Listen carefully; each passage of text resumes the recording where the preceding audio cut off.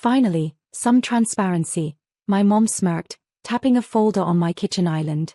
It turns out you're richer than you pretended, sweetheart. Good thing we're here to help you manage it. I felt the room tilt, kettle hissing, fridge humming, my brother's cologne too sweet in the doorway. The folder lay there like a verdict. 2 breaths. 1 heartbeat. 100 unspoken things. HY everyone my name is Sable Merritt, I'm 27. I keep my receipts in shoe boxes and my calm in the freezer. I learned to survive by being quiet longer than most people can stand. And today, I'm the quietest I've ever been. Here's the part you didn't see. The years I spent in a studio apartment with a window that never opened, writing code until my fingers went numb, pitching to rooms where no one said my name correctly, building contracts one signature at a time. Here's the other part. Nobody visited then. Nobody asked if I ate. Nobody managed anything except my absence. My brother, Evan, held the folder like a trophy. Hired a financial analyst, he said, too casually. Just to make sure you're protected.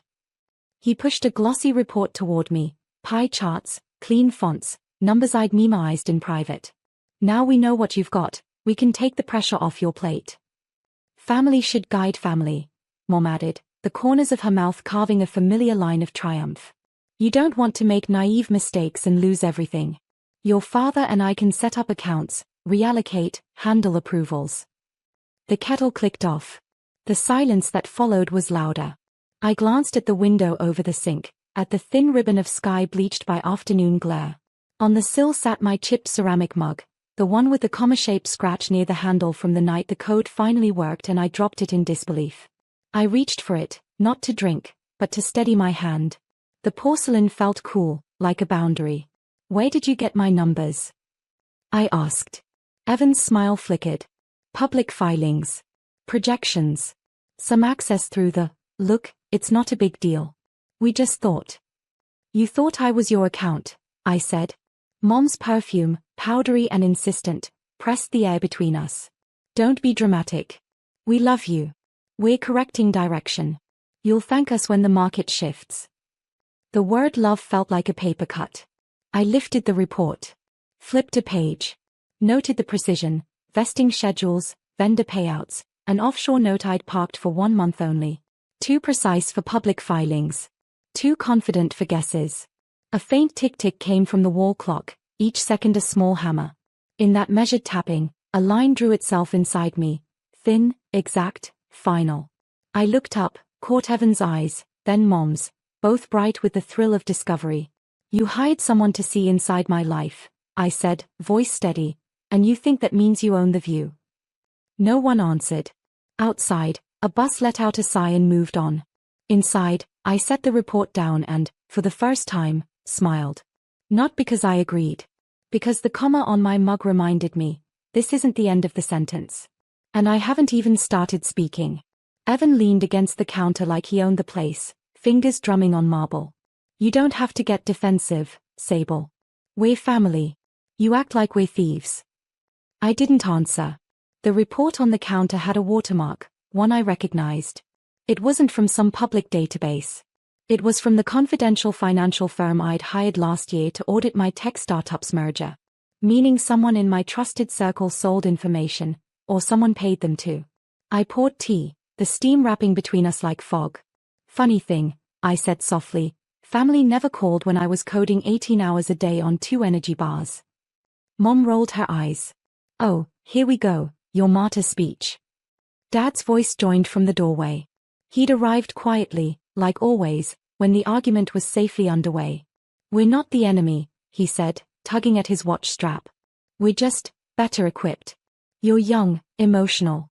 We've managed money all our lives. Yeah, I said, setting the cup down, I remember. You managed to lose Grandpa's inheritance on a real estate flip. He stiffened. Evan cleared his throat. That was different. Was it?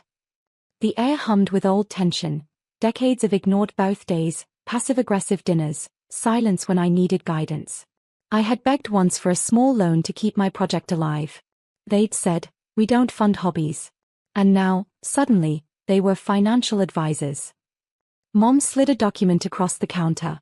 Sign this. It just allows us joint oversight, simple protection, really. You'll still have full access. The paper trembled slightly in her manicured hand. It wasn't love, it was hunger dressed as care. I stared at the line where my signature was supposed to go. The pen beside it gleamed under the light. Evan smiled, trying to soften his tone. Come on, Sable. Don't make this a scene. Let's be smart, not emotional. I smiled back, small, sharp, cold. You're right. Let's be smart. Then I took the pen, drew one slow stroke across the page, just enough to tear it neatly in half. The sound of ripping paper echoed through the kitchen like thunder on glass. And in that silence, I realized something terrifying. They hadn't even started fighting yet. The next morning, my phone wouldn't stop vibrating. Missed calls. Texts. A new email notification from Evan. Subject line, urgent, you're making a mistake. The message was short. You can't just cut us out. We're family. Don't make us escalate this. Escalate. The word clanged in my skull. I was at my office downtown, staring at the city's skyline through tinted glass, the same skyline I used to dream about while eating instant noodles at my desk. I'd built everything from silence. The app, the contracts, the trust of clients who didn't even know I existed at first. Now it all felt like glass, beautiful but fragile. I called my assistant, Jordan, into the room. Hey, I said calmly, were there any access requests last week on the private accounts? She frowned. Actually, yes. Someone tried to log in from an external IP, claimed to be an authorized family member. I locked it out. Of course they did. By noon, I was parked outside my parents' house, the same colonial they'd mortgaged 3 times chasing business ventures. The curtains twitched before I even knocked. Mom opened the door, fake smile painted on. Sable, sweetheart. Come in, let's talk like adults. I stepped inside. Dad sat at the dining table, laptop open. Evan hovered nearby, pretending to be calm. On the screen, my company's balance sheet. You had no right, I said quietly. Dad didn't even look guilty.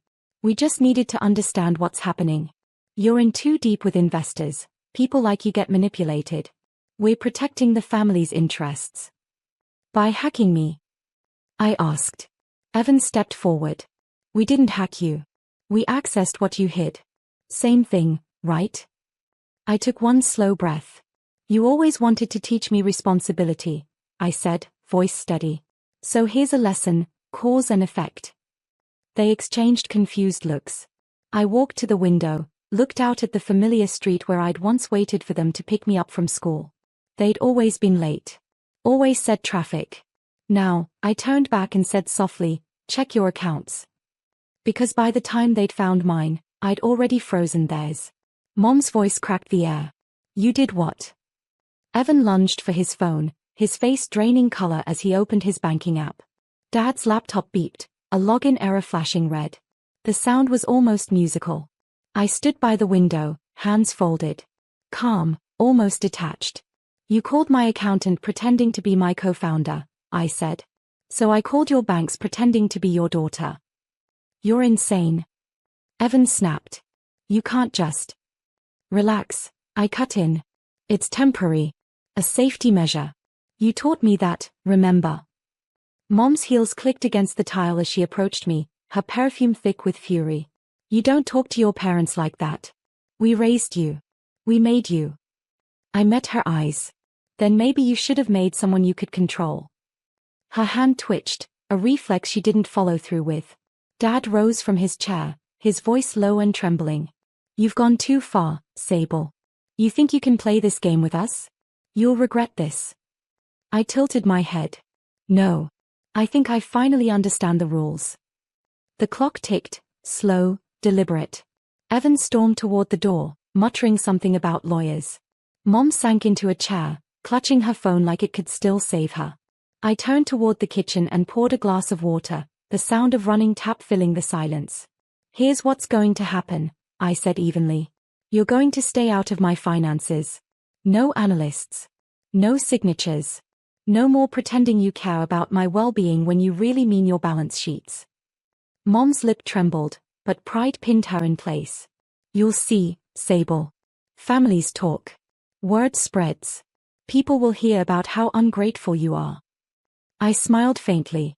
Then they'll finally hear something true. I placed the glass on the table beside her phone. It left a small ring of water. Perfect, circular, expanding slowly. That mark would dry soon, but the message wouldn't. As I walked out the door, Evan shouted, "You think you've won?" I didn't answer. But the quiet part of me whispered, this isn't about winning. It's about ending the game entirely. For 3 days, I didn't hear a word from them. Not a call. Not a message. Only silence, the kind that feels too calm, like the pause before thunder. Then, on the 4th morning, an envelope appeared at my door. Stamped. Sealed. Legal. Inside, a letter from a law firm I recognized, their attorney. Our clients, Mr. and Mrs. Merritt, request access to financial disclosures related to joint family assets. Failure to comply may result in formal proceedings. I laughed under my breath. Family assets. There were none. Only the ones I created. Only the ones they now wanted to rename ours. I spent the rest of the morning at my office, scrolling through old photos on my screen, me at 23, sitting on a mattress on the floor, laptop balanced on my knees. The caption read, "Someday they'll ask how you did it." I hadn't realized they would be my own blood. By afternoon, I'd already called my attorney, Vanessa, a woman whose calm voice could slice through chaos like a scalpel. "They've overstepped," she said. "But we'll respond formally. You do not owe them disclosure. You owe them distance." Distance, I repeated. The word felt like freedom disguised as loneliness. That night, I sat on my balcony, city lights blinking like low stars. I thought of every dinner where I'd been told to stay humble, every snide comment about how real jobs didn't happen behind computer screens. And now? Those same voices were filing claims. My phone buzzed, a text from Evan. "You think lawyers will save you? You're not untouchable, Sable. We'll find another way." I stared at it for a moment, then typed back one line. "You already did. You found me when you needed money. And lost me forever when you touched it." I set the phone face down, exhaled slowly, and watched a plane cut across the night sky, tiny, fleeting, free. And somewhere deep inside, a quiet resolve took root. If they wanted to play with power, I'd show them what real control looked like, without ever raising my voice. By the next week, the whispers began. At first, it was subtle, old family friends suddenly checking in, aunt sending polite voice notes asking if everything was okay between you and your parents. Then came the Facebook posts. My mother's cryptic masterpieces. "We raise children so they never forget where they came from, even when money makes them blind." Dozens of sympathy comments followed. Hearts, prayers, the usual parade of pity. It worked. They were framing me as the ungrateful daughter, the one who abandoned her family after success. The same family that never lent me a cent, now playing victims of generosity they never gave. I wanted to be angry, but instead I felt steady. My anger had turned to strategy. I gathered screenshots, posts, comments, each one a brick in the wall they were building against me, and, unknowingly, the wall I'd soon make crumble. That night, I drafted a statement, not for social media, but for a board meeting. My company was expanding, and we'd been in talks with a financial education foundation. The timing was poetic. 2 days later, I stood before the cameras at a local business event. Reporters, investors, journalists, everyone watching. I wore a calm smile. "This program," I said, "will teach young women financial independence. Especially those told by their own families they can't be trusted with success." A low murmur rippled through the crowd. A few people recognized the shade beneath the speech. But it wasn't revenge. It was reclamation. That evening, my mother called. I let it ring twice before answering. Her tone was brittle. "You embarrassed us." "No," I said, quiet but clear. "You exposed yourselves." I just turned on the light. The silence on the other end was deafening. As I hung up, I looked at the ceramic mug on my desk, the same chipped one with the comma-shaped scratch. My little reminder that the story isn't over yet. Because I'd just turned the comma into a full stop. And next, I was going to write the ending, on my terms. The call from Evan came a week later, right when the city lights were flickering through my office windows. His voice was lower than usual, softer, even hesitant. Sable, he said, Mom's been crying non-stop. Dad's humiliated. People are talking. I stared at the skyline, one hand resting on the arm of my chair. They started talking first. I know, he sighed. But maybe we went too far. He hesitated. We thought you'd share. You've got everything now. There it was again, everything. The word they never used when I was nothing. Evan, I said quietly, I would have shared if you'd ever treated me like family. But you hired someone to dissect my life. You broke trust for curiosity. You don't fix that with guilt. He exhaled. You don't get it. Mom thought you'd turn on us someday. She said money changes people. Money didn't change me, I interrupted. It revealed everyone else. The line went silent. For a second, I thought he'd hung up. Then I heard it, a trembling breath. I didn't mean for it to go this far, he said. I just wanted to know how you did it. You were always the quiet one. Then suddenly, you were the one with power. His voice cracked. I guess I got jealous. It was strange, hearing him sound human again. My throat tightened, but I stayed composed. Jealous is expensive, I said softly. And it's paid in people, not cash. He whispered, is it too late to fix it? I looked down at the mug on my desk, tracing the crack near the handle. Maybe not, I said. But fixing something doesn't mean getting it back. He didn't answer. Just breathed once, heavy, and hung up. The screen went dark, and with it, the last piece of what I'd once called family. I leaned back, letting the silence fill the room, and for the first time in months, it didn't feel heavy. It felt like air. Because forgiveness wasn't the goal anymore. Freedom was. And I had finally bought mine, with truth. The letter arrived 3 weeks later, not from lawyers this time, but from my mother. Handwritten, trembling cursive across cream paper. We didn't know what we were doing, Sable. We were scared. The world you live in isn't ours. We thought we were losing you to it. Maybe we were trying to hold on the only way we knew how, by controlling it. But it was wrong. We're sorry. I read it twice. Then a third time. The ink had smudged where her hand must have paused too long. For the first time in a long while, I didn't feel anger. Just distance, a clean, healthy kind of distance. Like breathing air that wasn't shared anymore. That evening, I drove to the old house. The porch light flickered like an old heartbeat. Mom opened the door before I could knock. She looked smaller, not weaker, just deflated of all the noise she used to fill space with. Dad stood behind her, quiet. No lawyers. No papers. Just silence. I got your letter, I said. She nodded, eyes glistening. We never wanted to hurt you. I know, I replied. You just didn't know how not to. The wind shifted between us, soft, cold, carrying the faint smell of jasmine from the yard. I reached into my bag and handed her a single envelope. Inside it was a check, not for them, but for charity. I opened a fund, I said. It's for women who start over with nothing. It's named after Grandma Merritt. I think she'd like that. Her lips trembled. You didn't have to. I did, I said. Because I wanted something good to come from this. Behind me, the streetlights blinked on, one by one, like understanding dawning too late. When I turned to leave, Mom whispered, Sable. I paused. Do you hate us? I looked back, offering the smallest, truest smile I'd ever given her. No. I just finally love myself more. And as I walked toward my car, the night felt lighter, not because they'd changed, but because I had.